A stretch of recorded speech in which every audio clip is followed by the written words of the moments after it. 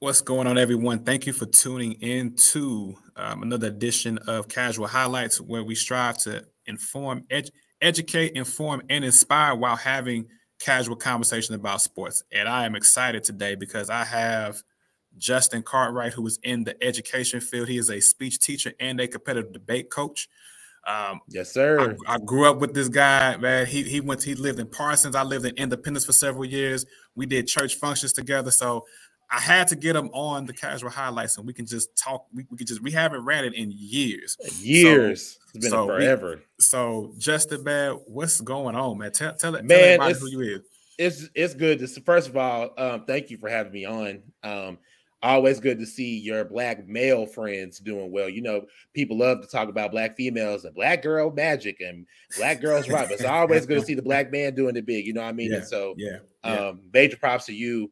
And it's just good to even see you. You know what I'm saying? Like, we grew up and we first met in the church, the United Methodist Church. You know, that's not necessarily a Black denomination. So we instantly gravitated toward each other because, you know, we the only two Black people there. That your mom was a minister and a good one at that, and one that could really bring the word in. God rest her soul.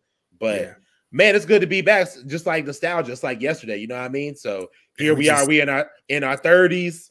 Yeah, life that passed us by. That's still going, but here we are. Right. So yes, you know, you asked me that question. Who is Justin Cartwright? That's the one question that you really tripped me up on. So I'm not one to brag about myself. So I'll just say that I'm no respecter of person. I don't ever think that a situation can't happen to me, good and bad. I mean, because you know, people, they want to have success, they want to have money. You know, they have a definition of what they think a good life is. But look, adversity can happen to anybody. So I don't ever look at somebody in their situation and think that, you know, that could never be me. Yeah, it could. I mean, I could hit a rough patch. I could be homeless. I could be without a job. I could be down on my luck, or I could strike it rich. I could become famous, whatever. So I just try to really follow that golden rule and do unto others as you would have them do unto you. And I don't have any respect to person. So that's it. Keeping that humble mentality is really something that's important to me, because I don't ever want people to think that I think I'm better than somebody, or you know what I mean. So that's the best description of who I am, I guess. That's that I can come up with. So that's what's up, Doc. Man, that's good stuff, man. So, man, I've been following you, man, since because you started out at Morehouse, right? At Clark, Atlanta. Atlanta. Don't get it confused. And no disrespect to my brothers at Morehouse, but I'm a proud CAU Panther. All right. Yes, sir. The Atlanta 3, you had Clark, Spelman, and Morehouse. Well, now it's actually 5. So Clark, Atlanta, Morehouse College, Spelman College, and now Morris Brown College is making the comeback. And let me tell you what, that's something that a lot of people are so excited about. And then there's also an all-Black seminary, the Interdenominational Theological Center. So those 5 institutions make up what's called the Atlanta University Center, the largest consortium of Black colleges in America. Just to plug it, but no, you don't get it confused. Don't ever say somebody from Morehouse, oh, you went to Clark. No, so you would think that we would all be friendly, but it's a friendly rivalry, I guess. But right. Yeah, so I went to Clark for a year after college, and you know, the thing with Black schools, man, they're so expensive. And my mom left this earth as well. So that's one reason why you and I stayed close, because we both went through that experience. And so you know, my mom left me a little change. So I was able to go to Clark for a year, and it paid for me to go to school, which I'm very thankful for. But like after that, you know, then I started to realize like how expensive it really was and what kind of debt I could get in. So right. It was smart that I came back home. But if I could do college over again, I think I would have took the chance to stay at Clark. Because I mean, just to be around all those Black resources and Black people, you know, we grew up in Kansas around, you know, it's Red Central up here. So it's just good to be around your own people and people that have the same dreams as you and don't always want to go into sports or entertainment, but have other dreams outside of that. And so, yeah, man, coming back from Clark, it was tough, but it opened my eyes to a lot. And being in the, you know, people around here love to talk about how hood they are and how they're so hard. Like, I lived in the west end of Atlanta going to Clark. I seen hood. I seen hard. people around here ain't hood. They not hard. They don't even know what that is. Listen, I was down in Atlanta over the summer for 5 Yeah. days, and I was taking the tram. And you want to talk about homeless and poverty down there? Man. Even downtown Atlanta, I was like, whoa. And then I started taking the tram to the other side of the city, and it's night and day. The north side and the south side is the east side. It's for sure. Yeah, man. That's it. That's it. I'm like, this is what it is. I didn't see this on TV. I'm used to seeing Cascade and the roller skates and the that type of stuff. That shift is funny because like when you get north out of downtown and everybody's friendly. You got black and white people living together and they just lovey-dovey. That Southern hospitality is real, but it's funny how the demographics and the lifestyle, it definitely shifts once you get out of downtown Atlanta. But little Kansas kid going to an all-black school, I mean, that was a great experience for me. That's one that I value very much, and I'm very glad that I had. And I still keep in contact with a lot of the friends that I made down there too. So yeah, they keep me connected to the culture, if you will. I understand that HBCU experience because I don't know if you knew this. I went to Dillard for 2 weeks before Katrina. Okay, yeah, that's right. Now I couldn't remember if it was Dillard or Langston. Yeah. Did you ever even go to Langston? No. I didn't even know about Langston because I had a friend of mine from Oklahoma City told me about Langston, and you just be surprised where these HBCUs are at. Like I didn't even like. Langston, in our own backyard. I'm like, what? Then we got up the street in Lincoln, Missouri, Lincoln and Jeff City. I'm like, what? Yeah. So, but there's Harris Stowe State in St. Louis. See, I didn't know that. Paul Quinn College in Dallas. I found out about Paul Quinn the other day. I said I heard of Paul Quinn, but that's you met a girl that I knew because I did the regional and the national United Methodist stuff. So you met a girl at Dillard, Sine Hall. You remember Sine? Yeah, bro. See, I was there. Listen, I was there 2 weeks. 2 weeks, bro. I think you had posted like you met her real briefly, but she's a Dillard graduate. So okay. But all right. But yeah, you were there right before one of the biggest disasters in our country. Yeah, man, it was. Something I will never forget, bro. I'll never forget the day we evacuated. I'll never forget the time because I stayed in Louisiana with my family for like 2 extra weeks, and I remember my mom we had to drive from Bogalusa all the way to Baton Rouge. Yeah, and that drive was like 45 minutes to an hour just to go get gas and to make a phone call in the grocery shop. Yeah. That's how. And then going back because my grandmother lived by Lake Pontchartrain, and she had 4 feet of water. Yeah, and that smell, you won't forget the smell. You will. I know you won't. I will never forget that. I just remember watching that from afar because obviously I was back in Kansas at that point. So yeah, I mean, just watching, and I just remember people on their rooftops being rescued and just like stuff you see in third world countries, like right here in the greatest country in the world. And it's just like, how does that happen? Yeah. And it's people that look like us. Like it wasn't white people being rescued. It was black people being rescued. It just was like, wow. And like that water looks so murky and dirty and just contaminated. And, so a couple years later, Coffeyville went through a big flood too in 2007. And if you ever come down here, the east side of Coffeyville there ain't nothing over there because that's where the worst part of the flood was. Like the city kind of slopes. Like the east side is the deeper flood zone, and then the west side kind of rises a little bit. But so Coffeyville went through a flood, and like it rained for like 3 straight days. I'm talking about downpours, not no little. Yeah, so it and kind of similar smell because we have the refinery plant here. Yeah. So that oil got in the water, and woo, that was a wrap. It was a wrap. So and Coffeyville really hasn't recovered from that. At least New Orleans has bounced back, but Coffeyville's still struggling to come back from that disaster. Yeah. Wow, man. So, which leads into my question for you, Doc. How did you bounce to the education field, man? What made you want to become a teacher?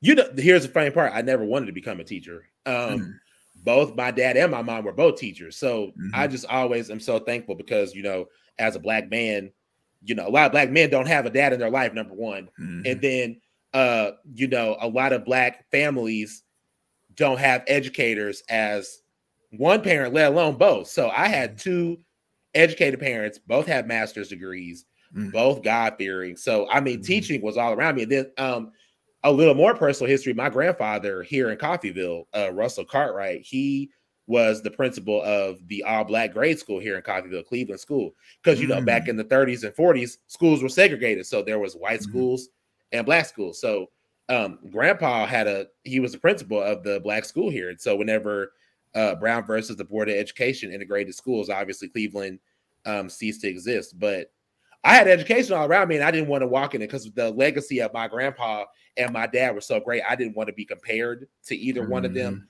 especially my dad, you know, because I went to school with him and so many people. He taught and coached for 34 years. So, yeah.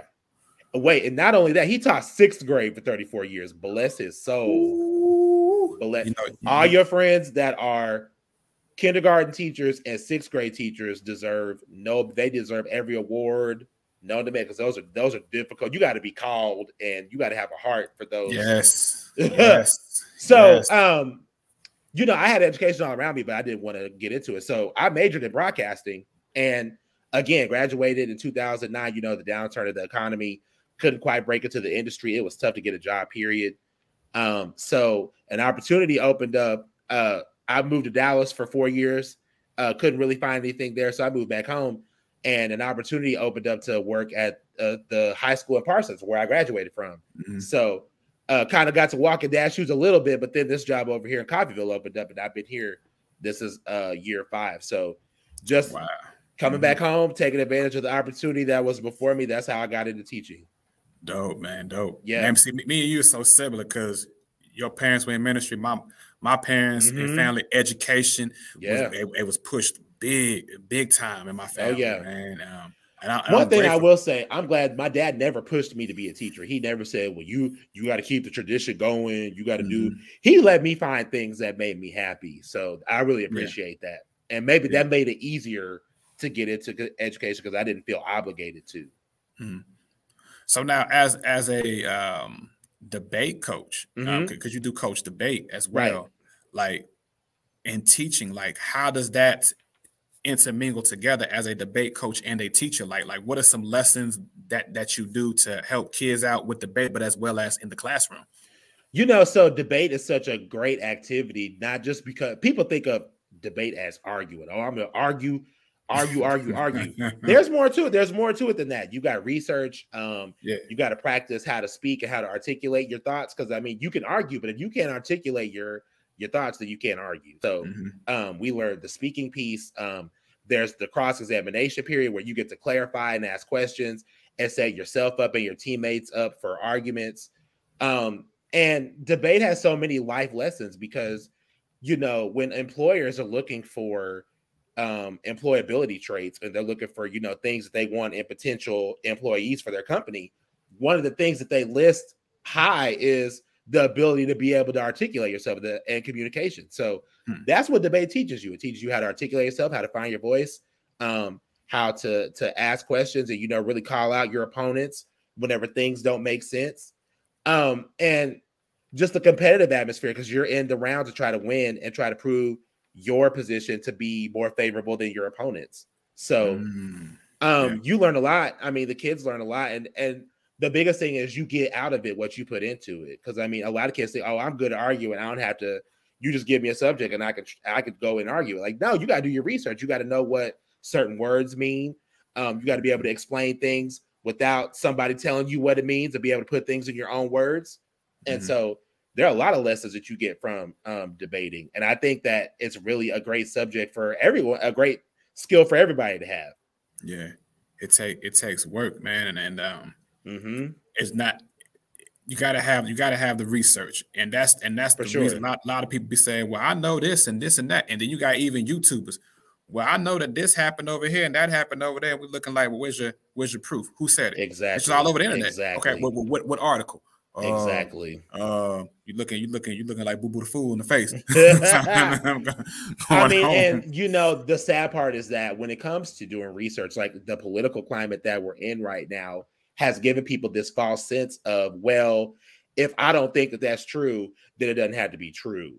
Or if I don't like what this says, then I could just say that that's not right, or that's not factually true. And it's just like, doing research now is more important than ever because you have such an attack on the truth and on the media. And is the media credible? and who can we trust? And like now you got people turning to not only YouTubers but TikTokers. They'll say, you know, oh, well, I saw a video on TikTok that said XYZ 1, 2, 3, and it's like, listen, TikTok's not.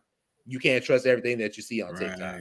So I think that now more than ever, the research is so important, and just being able to trust the truth. I mean, so many people now are so apt to try to disprove everything that they disagree with and that they don't like, not because they believe it's untrue, but just because they don't like it, or it makes them feel guilty for, you know, certain things or whatever.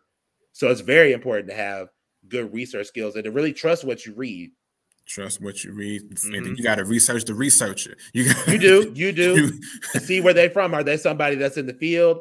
Are they just a blogger? Are they somebody that has experience? Do they even have a high school education? You ain't even got to worry about college. You got people that dropped out of high school. They out here capping on their blogs, on their YouTube channels, on their TikTok page, whatever. So hey, listen, you definitely do. You got to research. I'm gonna take it to the church for a moment. We even got to research the prophet, because you got people prophet lying. Man, pass the offering plate. Just go on and pass it around, and the church said, "Amen." Come on, that's a whole different conversation. We're gonna have to say that for the other podcast. Man, listen, the people that need to hear that don't want to hear it. They don't want to hear. No. But it is. I mean, debate's such an essential skill, and like I said, it's something that we all can use and we can benefit from. Yeah. Real quick, so we go to state nationals just like every other activity. So the Broward County School District, that's in Miami, Florida, they hosted nationals a few years ago. And so in Broward County, debate is a required class for 6th through 12th grade. So for 6 years, you take a debate class, either it be a semester or a year. And what they found is that having debate be required has helped students read better, it's helped them research better, and they've seen improvements in every other subject area because of the skills that kids learn in debate class, because they learn to question, they learn to do the research, they learn to prove beyond a reasonable doubt about their points. And especially in the science realm, where science is so data-driven and so evidence-based, like debate and science have been like super linked in the Broward County school system. So debate is valuable. It's such a skill, and it's a skill that keeps giving back. Critical. I call it critical thinking. For sure. Being able to think on your feet, being able to articulate on your feet. Yeah. Last season, because of COVID, you know, our debate season was virtual. So we debated on Zoom. We debated on a couple of other video platforms. The cool thing, though, is that people come back and judge. So I was able to get my friends who used to compete in debate that don't live here. They can judge, because all you need is an internet connection and Zoom. So I had, you know, people I have a friend that lives in Hawaii. She was able to judge. A couple of friends that live in DC and New York, they were able to judge, and up north in New Jersey. And one thing that we got talking about is all the different careers that debate led us to. So I'm a teacher, but like my friends, I have a friend that's a defense attorney in Tennessee. I have a friend that's a data analyst. I have a couple of friends that are medical auditors. I got another friend. She used to work for another investment firm. So debate opens up all kind of career opportunities. So that's my plug. Go get your debate class. If you got a kid in high school, have them take debate. You'll never be sorry that you did that. Mandatory debate for sure. Well, we're gonna switch it up a little bit to the as we talk about debate. We know we have plenty of these shows out here, but we're gonna talk a little sports. Yes, sir. So as our beloved Kansas City Chiefs are 3-4, as we're recording this right now, that they do have a Monday Night Football game against the Giants. Right. But I want to ask you, what are some positive things right now? We're gonna start with the positive, and then we're gonna get to the foolishness here in just a moment. but let's start with the pluses. Okay, so I got to start off with a kind of a minus, though, because my grandpa that I talked about, he used to call the Chiefs the thieves, because they steal our hopes and dreams, because they get us so excited and then they just let us down. So he called them the thieves. And then he would call the Royals the foils, because they would do the same thing. So, some positives. Let's see. They still sell out games. They're still selling merchandise. The mascot's still cool. See how I'm not talking about football? It's more about the other stuff. Okay, all right, yeah. I see. Let me get to it. But I mean, they still have the same pieces that they've always had. You know, they haven't lost anything. They still got that explosive offense. Patrick Mahomes is still one of the best athletes in the game. He may not be having the best season at the moment, but he still got the star power, still got the skill set. Travis Kelce is a veteran that's been around for a minute, you know, and like him and Mahomes have such a good rapport, such a good chemistry with each other. Patrick always seems to be able to find him whenever he needs him, like for a big play. That's really all the positives I can kind of think of, because the negatives at the moment outweigh the positives. Okay. And that's actually one thing that we talk about in debate is like impact calculus, which impacts are worse. Yeah. So the biggest negative right now is the fact that KC just cannot hold on to the ball for whatever reason. Mm-hmm. I mean, I don't know if it's because defenses have now figured out how to play against the Kansas City offense. If they know that Kansas City is explosive, so they're trying to do everything they can to slow them down.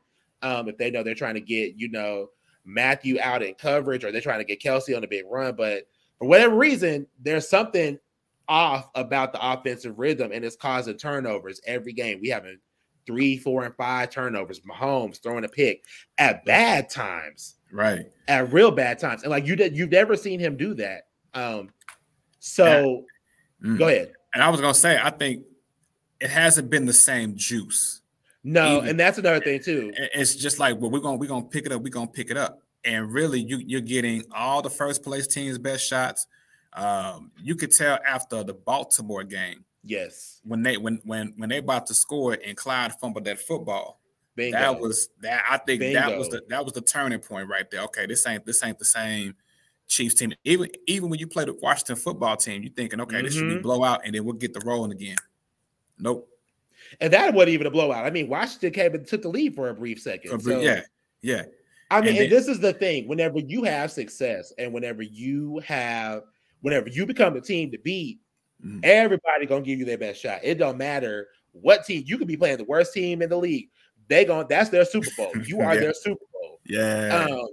Most people that know me know that tennis is my favorite sport. I love tennis. And so Venus and Serena Williams are everything, which go see King Richard coming out on November 19th. It's going to be amazing. It's about their dad. Okay. But, oh man, you got to watch the trailer is off the chain. But one thing that Serena has said, because Serena is the greatest of all time. She's got the most Grand Slams.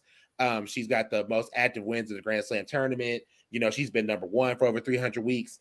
One thing that she always says is that, you know, players play their best against me. And that's what Kansas City is experiencing. Teams are playing their absolute best.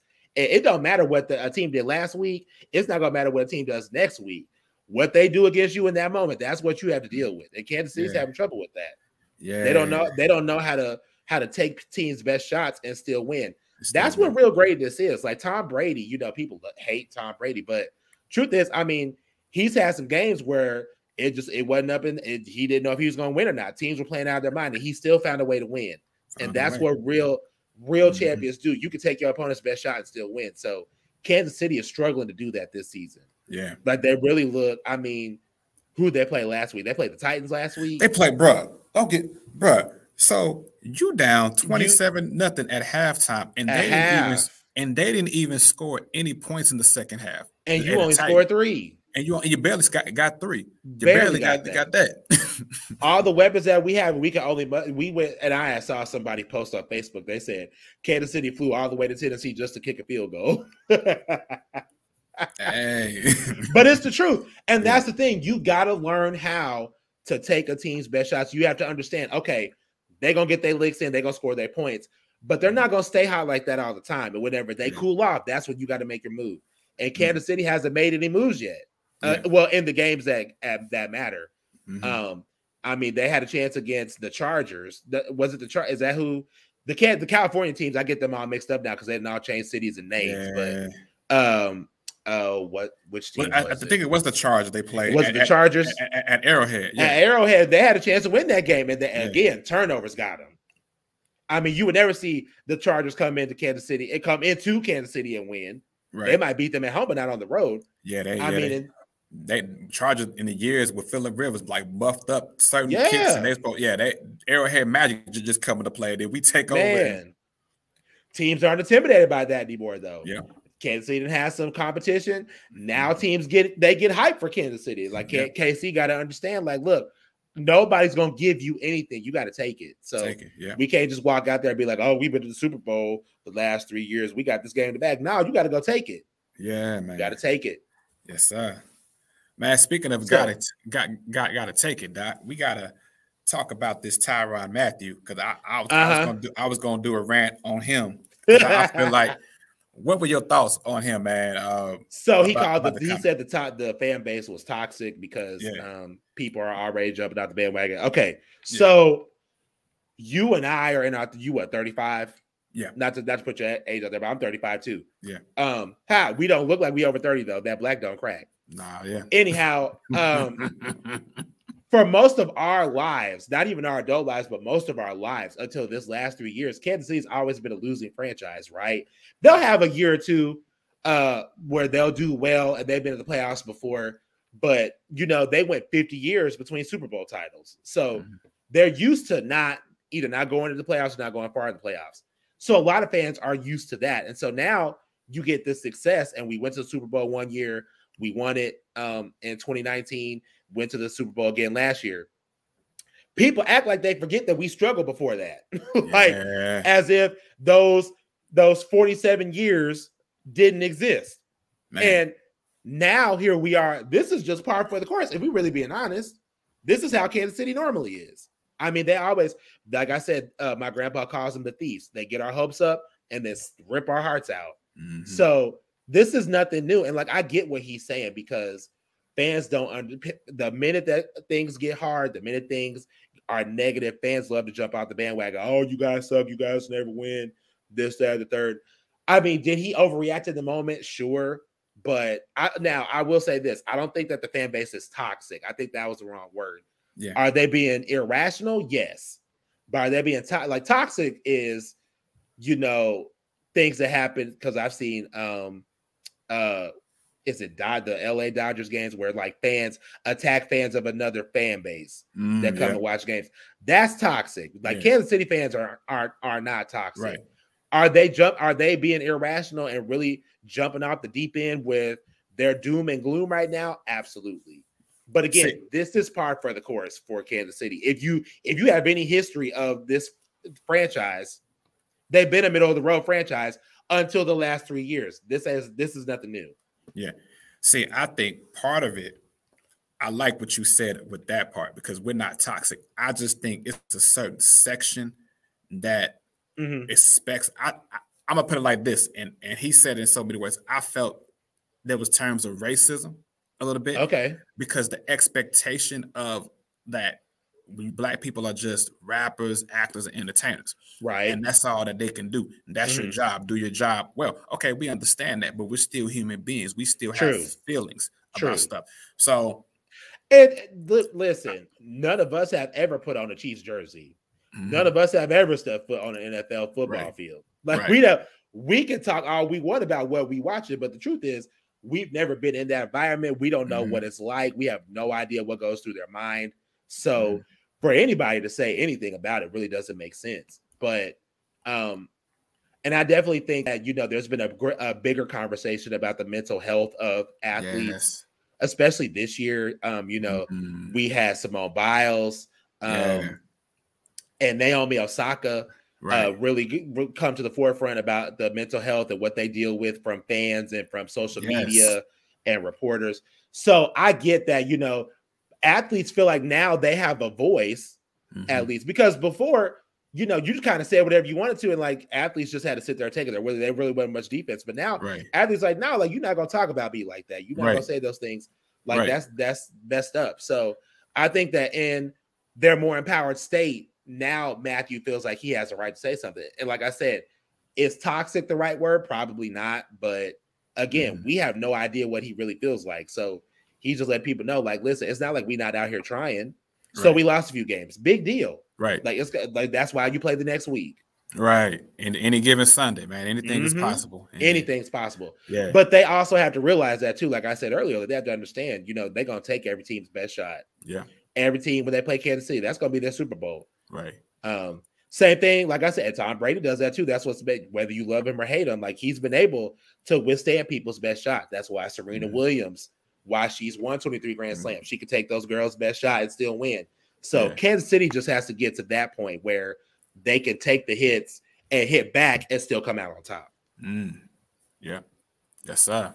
Yep. Well said, man. You was talking about mental health. There was a player for the Atlanta Falcons yesterday, Calvin Ridley. He took time off, and I don't really think people really understand athletes, man, just the human being perspective. And that's why with the casual highlight to educate, inform, and inspire while having the casual conversation, because we need to talk about these issues, man. People are hurting, man. They're going to work every day, putting their bodies on the line. We don't know what they're going through with their family members. We don't know. And we have to be able to have empathy and pray for them, you know, because we God-fearing men. So we're gonna pray for them and also have empathy and understanding.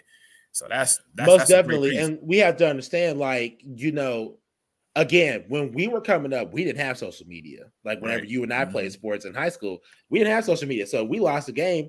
Okay, we could go on about our lives. We didn't really hear about it. Yeah. I mean, and it's not even, it's instantly. It's during the game. It's during, you know, the celebrations. Like stuff gets out. Headlines get written. Yeah. I mean, the way that journalists report has changed because of social media. Yeah. You know, you didn't read about a game till the day after. Now you read about the game like 30 minutes after because they're able to write right after. So, I mean, it's almost instant. Like they never have a break. Like they literally just lost, you know, a hard game or a championship or whatever. And then instantly they're already having to deal with negativity. And like people think, oh, you have all this money, you have all this fame, like you should be able to handle it. Like, listen, just because they got money and fame don't mean they're happy.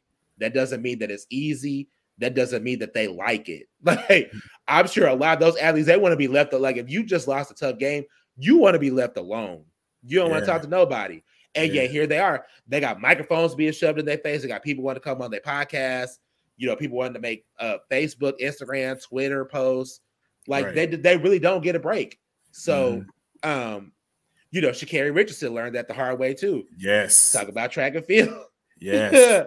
And she got suspended from the Olymp for a month and just happened to miss the Olympics. And then when she came back, ran that race at the Prefontaine Classic and got last place. And everybody was in that race. You had Elaine Thompson, Shelly Ann Fraser-Price. Yeah. And you had Gabby Thomas in there too. Yeah.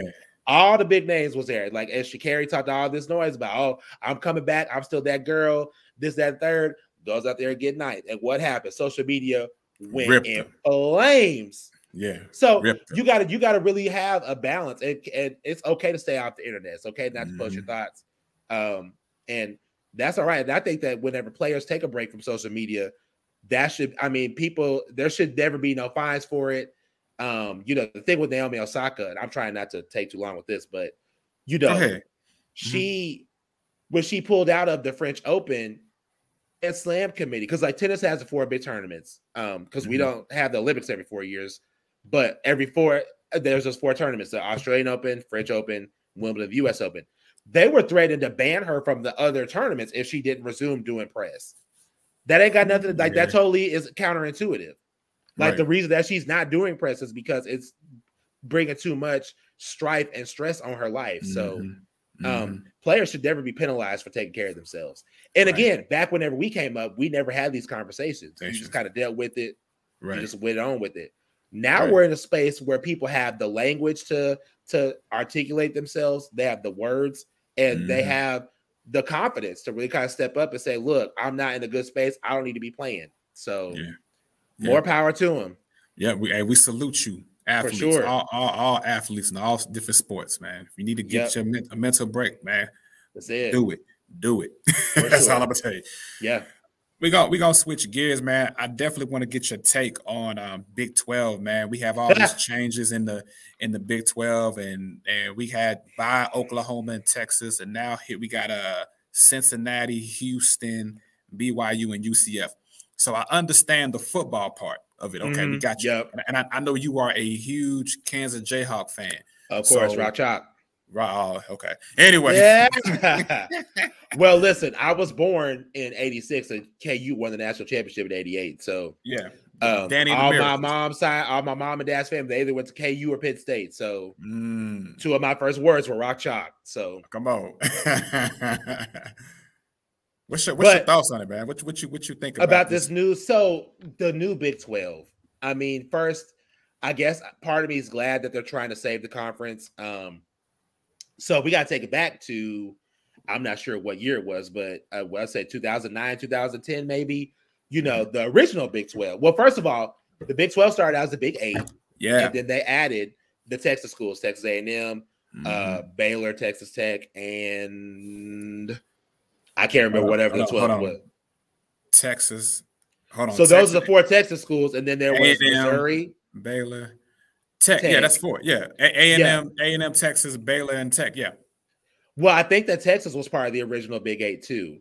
But then they added those other 3 schools, and I can't remember because there was those 4 schools plus OU, OSU, KU, K-State, Missouri, Iowa State, Nebraska, and Colorado. Yeah. That was the big. So in 2009, 2010, I remember the game. It was whenever Nebraska played Texas in the Big 12 championship, and Nebraska had the game won because Texas ran out of time kicking the field goal. Right. But Mac Brown calls this timeout with like 1 second left. And so then the refs give it to him.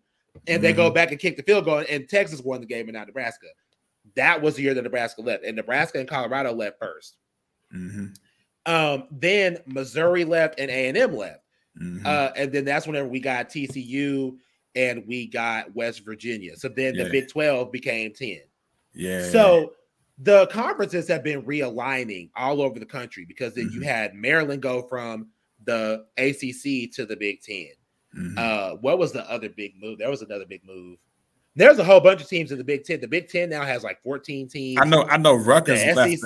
The Rutgers left the Big East to go to the Big 10. I didn't understand that one. And then like the SEC. That was academic. Yeah, SEC. Yeah, the SEC has like 14 or 16 teams now. I don't even know. So I feel like the Big 12 is trying to do the best that they can to still remain a Power 5 conference. Is it a powerful Power 5 conference? Maybe not. I mean, UCF, they're good at football. They're not necessarily the best in basketball. BYU will be good for the conference in basketball. And that's the one, like BYU, KU games, to have those as like meaningful seasonal games, twice a year. That's going to be, once or twice a year. That's going to be really fun. Yeah. One thing about having 10 teams is that everybody played a home and away series. But now that we're going back to 12, you probably won't do that. You'll probably play your closest schools twice, and then some schools you'll only play once. So KU or BYU may just be a once a year game. But I mean, I don't know. I just have to see how it works out and like see, because now with conferences being realigned, you have rivalries gone away. Like KU doesn't play Missouri anymore. Texas doesn't play Texas A&M anymore. But Texas is still going to play OU, so that'll be fun, I guess. But rivalries are what makes sports go. And like now, a lot of these real big rivalries have gone away, and like now we have to create new ones. Like I went to Hawaii for my birthday, and I was talking to a couple behind me, and they're from Iowa. They're like, "Oh my God, like you're from Kansas?" I'm like, "Yep, I'm from the Jayhawk state or from the Sunflower." I said something about that. They're like, "Oh yeah, we're Cyclones fans." I'm like, "Oh yeah, okay." They're like, "Yeah, you guys are our biggest rivals," and I'm like, "Our rivals are Missouri and K." I said, "Our rivals are Missouri and K-State. We really don't even think of Iowa State as a rival." Right. When I tell you, I can hear pin drops in Japan. They got so quiet. They were like, "Y'all don't think of us as rivals?" Like, no. So the conferences realigning are forcing schools to find new schools to hate. And it's not the same. Like, Kansas and Missouri, that's like a deep-seated, that's years. Historical. Same thing with like Texas and Texas A&M and Duke and North Carolina and Florida and Florida State and all these rivalries. So I think for me, I really have to see what is it going to be that brings the Big 12 the real big ticket matchup. I mean, because KU and K-State, that's an in-state rivalry. Like, and we don't really, I mean, KU plays OU to, like, they'll have some good games every once in a while. OSU they'll come around every once in a while. But other than that, like who is going to step up and really be like a big rivalry matchup? Right. I mean, I guess OU and OSU because that's Bedlam, so that'll still be around. Well, no, that's not. I'm just kidding because OU and Texas is going. So see, look, that's another one. That's another rivalry we're losing. So right. What are we? I mean, what are the matchups going to be? Like, what big ticket game are we going to circle? Right. Like back in the day, we always circled Missouri. We always circled K-State, Nebraska, even a little bit. Yeah. I mean, so that's what I'm really interested in now. Is like this new Big 12. What's gonna be the point of watching? What game is gonna bring our interest? Listen, and let me tell you, I'm still mad about West Virginia joining. I still don't understand. And that's probably the biggest other argument too, is that these conferences make no geographical sense. Right, and your travel budget is blown up because you're not gonna take no bus to Florida. Like that's a 24-hour bus ride, so you got to fly. I will say this: with Cincinnati joining, it'll help with West Virginia. That might help, yeah. That could be a good rivalry in basketball because Cincinnati's always good, right? Because that was the old school backyard bash brawl that they had every year. So that I'm interested in seeing that. But this, all this traveling back, man, ain't no more rivalry. Like it's. I mean, it's manufactured now. Like it's not authentic, and there's not that deep-seated personal element to it. You know what I mean? Like I said, like OU, OSU, KU, Missouri, A&M, and Texas. Like those are deep. Those are personal. It has that element to it. And like now, the only real one left is like Duke, North Carolina, and then I guess Texas and OU because they're both going to the SEC, which that's more for football than anything. Right. Yes, sir. But I mean, I don't know. We'll see. We'll just have to wait. That's a wait and see. Yep, couple years down the line, we're getting it ready. I hope so. I'm glad. I will say, KU and Missouri have signed like a 6-year contract. They're going to play each other again. Yeah, that's what I've heard. I think the first one's going to be this year at Allen Fieldhouse. And sadly, I have a pretty important debate tournament that weekend. Otherwise, I would be up in that thing. But maybe one year I'll be up. Maybe the one year they'll play a little bit later. I'll email the school chancellor and tell them to schedule it in January. But you know what? During the Big 12 SEC, that would be dope. They did it during the Big 12 SEC challenge. That would be good. Well, okay. So here's the thing, though. So they actually seed that matchup. So like the first place Big 12 team plays the first place SEC team. The second place SEC team plays the second place Big 12 team, and so on and so forth. So you play the same school that plays the same way you did. That's how the matchups are determined. So like Missouri got to step the game up because KU's always toward the top of the Big 12, and Missouri's always at the middle to the bottom of the SEC. Right. So we need Conzo Barton to get it together. We got to get it together, bro. Got Conzo, man. Come on now. Come on, black man. Yeah. Listen, man, got 2 questions for you left, Doc, before you get off here, man. I gave you some homework. And you did. And one of them, I call the segment the high five, man. And I don't know why you did that because there's just no way. But go ahead. Listen, well, give me your 5 favorite KU athletes of all time. Okay, so you have to start with Gale Sayers. I mean, he's one of the most iconic. I mean, you have to. If you're talking greatest Kansas athletes of all time, and you don't say Gale Sayers, like you have to. Same thing with Will Chamberlain. You got to say Will. He up there. Those are the 2. Like you got to. I mean, okay. So then the other 3. I mean, if we're going athletes, I'm gonna have to say. I mean, because I love the old era, like the 2000 to 2005-6 era of Big 12 basketball. Yeah. And we're looking like at their career after, because I guess you could consider that too, like not just a career in college, but their career after college too. Okay, that's fair. I mean, you gotta. I mean, like Nick. I mean, I'll put them on the same line. Nick Collison and Kirk Heinrich. I mean, because they both had amazing college careers. They're probably two of the best players to ever win a national championship at KU. You could put Jacques Vaughn on that list too. Yeah, Jacques, yeah. Man list, yeah. But they both have really good NBA careers too. Mm-hmm. Jacques didn't really take off in the NBA, but like Kirk had a really good career in Chicago. And Nick was a really essential piece in Oklahoma City for years. Well, Seattle first and then Oklahoma City for years. Mm-hmm. So I'm gonna put them on the same line too. There's a volleyball player. Hold on, I'm gonna tell you what her name is in a second. I couldn't remember, but so KU hasn't been really great in volleyball a lot of years, but in 2018 they finally made it to their first Final Four in volleyball. Okay. All right. But they had a girl. I'm gonna get her name really quick. I couldn't Google it really. I'm gonna get her name for you. But they had a girl who led the team in like kills, digs, all that stuff. So I'm gonna tell you who it is. And I gotta give it to her because I always. Yeah. Oh man, her name's not in here. But it's a black girl. Like she's amazing. She was led the team in steals and in kills, not steals, but digs and kills. See, I don't watch volleyball all the time, but amazing athlete. And like the fact that she helped KU get to their first Final Four, especially under Ray Bouchard's coaching career, because Ray Bouchard's been coaching at KU for well over 20 years and never had any kind of success, never kind of had any kind of postseason success for sure. So to get to first of all, to be able to be afforded a 20-year career where you haven't won much is one thing. We'll leave that alone. But he still was able to keep the team together and still got into a Final Four. So dang, I cannot find this girl's name, but she's a volleyball player, so that's what I'm thinking of. And then my fifth, I mean, I don't even know. If we're gonna go more recent. I can't even tell you, man.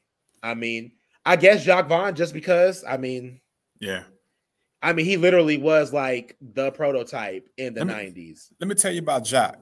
Jacques became my favorite. I started following KU because of Jacques Vaughn. Yeah. Right? I usused to see myself as if Vaughn. If we're talking like best teams that ever won a national championship, you had him, Rafe LaFrance, Paul Pierce, and Scott Paul. That's who I'm thinking of. Yes, I mean those guys right there. Like my dad, his coaching philosophy, I think, came from that basketball team. Like he loved Roy Williams. He loved the way Roy Williams played. And anytime those four were on the screen, like he always was breaking down every little thing they did. So my goodness, yeah. You talked about athletes, so I'm trying to involve more than just basketball players because that's what KU is really known for. But if I can agree with you, Doc, I would say Gail Sayers, Jacques Vaughn for me, Wilt Chamberlain, Paul Pierce, and I had to add Simeon on mine because Simeon. Oh man, that's a good pick. Simeon had that smooth jump shot. I mean, just that in that inside the 3-point line. I had a Wayne Simeon jersey. Okay. I had that jersey for years and then it got ruined. But yeah, no, Wayne is, and we're talking about people. Like Wayne is a good dude. Yeah. Oh yeah. Real good dude. Yeah. Yeah. So Doctor, we're gonna end it on this note, man. For those people wanting to get into the education field, man, what one piece of advice would you give to them? Man, we already been on here almost an hour. I could spend the whole another hour on that one. Let me just say this. Number one, this last 20 months or so, 19, 20 months with COVID has just been the most topsy-turvy, emotionally draining, up and down, doubtful time period because we literally were thrown into an abyss in March 2020. Yeah. It was on Friday the 13th, March 20th, March 2020. That was our last day in person. Wow. And we had spring break the week after that. So that we would have went to school that next week and then we would have had spring break. Well, our governor that weekend mandated that everybody shut down the next week. So we wound up having 2 weeks of spring break. And we really didn't get a break because our principal emailed us and said, listen, we have to come up with a plan to keep school going. So everything that we thought we knew about education was thrown out the window. And it just became a game of survival. It became a game of make it work. So anybody wanting to get into education, number one, you have to have a thick skin. You have to understand that things aren't going to go the way you think they are. And you got to really learn how to roll with the punches And not only do you have to roll with the punches, but you have to not lose sight of your goals and your own vision. Wow. I would say you also have to really keep in mind why you're teaching. Like we always hear in training, know your why. Like, why am I a teacher? What's my goals? Why am I here? So you can't let the circumstances affect your why. And it's hard because, listen, kids are stressed out. Kids they've been through it too, because they're the one. I mean, at the end of the day, they're the ones that still expected to perform. They're the ones still expected to pass their classes and advance to the next grade. So it's been stressful for them too. And dealing with their behaviors and their own issues, both mental and, academic. I mean, it's been a lot. And I've seen this last school year, and especially this school year too. I mean, so many teachers are walking away, trying to balance it all. You're trying to teach a Zoom class. You're trying to teach in person. You can do in a hybrid too, where you have people both virtually and in person at the same time. And you're trying to lesson plan, and you're trying to grade, and you're trying to keep kids engaged, and you're trying to take out time for yourself. It's a lot. So teaching is not for the faint at heart. So don't think that you're just going to walk in the classroom and it's going to be easy. It's not. But the rewards, for me, the rewards are still greater than the struggle. I mean, seeing kids come into their own, seeing kids find their voice, and the excitement of them finding their voice, I mean, that never gets old. And having kids come back, now I'm at that point, I've been teaching long enough, having kids come back after you've had them and seeing like how they've grown into a young man or young woman, that never gets old either. And just having those positive impacts. So again, know your why and stick to it, and don't let the circumstances turn you away from it. But like right now, it's a real struggle. And just trying to keep everybody safe. I mean, I think that this year we're really kind of hung over, if you will, from last year, because last year we had all the protocols. We were wearing a mask all day. We were wiping our tables down, the chairs down, and cleaning after every class period. And we're making sure the students had their masks on all the time, and having to deal with that. And kids trying to wear their mask like a chin strap around their chin or under their mouth. And then dealing with parents talking about, why you got my kid out here where you won't let him do what he wants, and his freedom's being taken advantage of, and this, that, and the third. And like having to deal with all that for a whole school year. And then now we come back this year, and at the beginning of the school year, the pandemic was worse than it was last year, but we had no protocols in place. So we all out here unmasked, no social distancing anymore. And then still being paranoid about kids traveling places and then doing what they want to do. And then we're paranoid about, being around other kids and teachers too. And then the whole vaccine, should we get vaccinated? Should we not? And who is and who isn't? And it's a lot. It's a lot this is why teachers are leaving in droves right now, because there's too much going on, and we literally get no time to really process it. So really just be clear and steadfast in your mission as a teacher. That's my best advice. Kids still need good role models. They still need adults they can look up to. I'm so glad that I'm able to teach in the building where we have 4 Black educators. For a Kansas school to have 4 Black educators, that's a lot. And we have 2 men and 2 women. So we've got all of it. That's a blessing. And kids tell us all the time, like, especially our Black kids, like, they're just happy that we're there to be a resource for them. They have somebody that looks like them. So gotta know your words, but you gotta can't get swayed, because this pandemic ain't no joke. Still. Man, that's a rarity. 4 Black educators in the building, bro. That's bro, and 2 of us coach. And that's a need, because don't get it twisted. I think, but the educators that I had were great. But it's something. But I had to one day count, and I said, how many Black educators did I have in my lifetime? And I had to really think about it, man. I didn't really get Black educators. I had a 7th grade math teacher, all right, and I didn't really have another Black educator until like college, bro. When I was at Southern and Dillard, like that's the where the whole staff is Black. Right. Yeah. Like everybody, like, man. And there was and then this is the blessing that I had, and you had it too, because we both went to an HBCU and a PWI. So we've seen the night and day for sure of both institutions, like and the styles of teaching. It's amazing. Like, going to Southern, everybody crammed in 45, and we was going through budget cuts and stuff, and pass the roll, where the roll at? Everybody sharing what book, and then at Baker, we all spread out and sitting down and comfortable, and ain't got to deal with the line of financial aid. Exactly. That's a whole nother conversation. That's a whole nother. I definitely got to bring you back on brother, so we can run it, Doc. Oh, for sure. And I just want to say this too. The one, Facebook, they always have, well, how old were you when this happened? Well, I had students start tagging me in a post that said, how old were you when you had your first black male teacher? And now I have students that tag me and they say, I never had a black teacher until I had Mr. Cartwright. And like that for me is everything. Yeah. That's good stuff.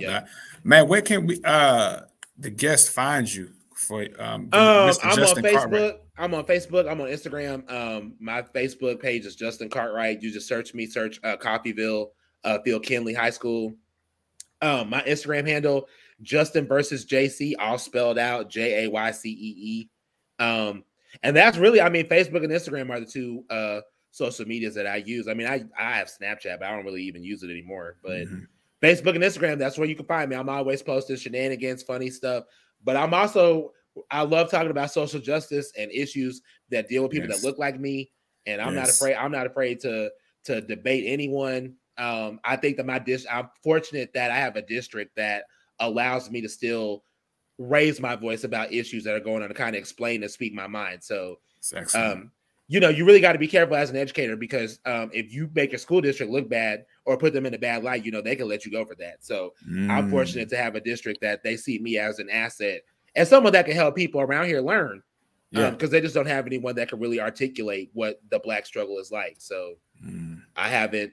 Especially in Southeast Kansas, because man, especially now in this social and political climate, our voice is more essential now than ever. So I'm fortunate to be here, and I'm fortunate to have the opportunities that I have. So man, hit me up. You got to have me back on, man. It was a blast. We will, man. I think I might put a panel of my educators for sure. Do together, that, man, and we'll talk sports coaching. Have your listeners send us in questions. Yeah, we'll send it. We're gonna do it live next time, because I want us to all, because I believe this show's about coming together, bringing people of different backgrounds together, so we can learn, bro. Once again, educate, inform, and inspire. Absolutely, all of it. We got all of it. Nip it in the bud, Doc. It's been a pleasure, man. Man, it's been good to talk to you, bro. It's been some years, man. We was, it felt like yesterday, man. We was going to. We jumped right back into it. We didn't miss a beat. We didn't miss a beat, Doc. Hey, thank you all for tuning in. You know what it is. Until next time, God is love, and disrespect your senses. Already.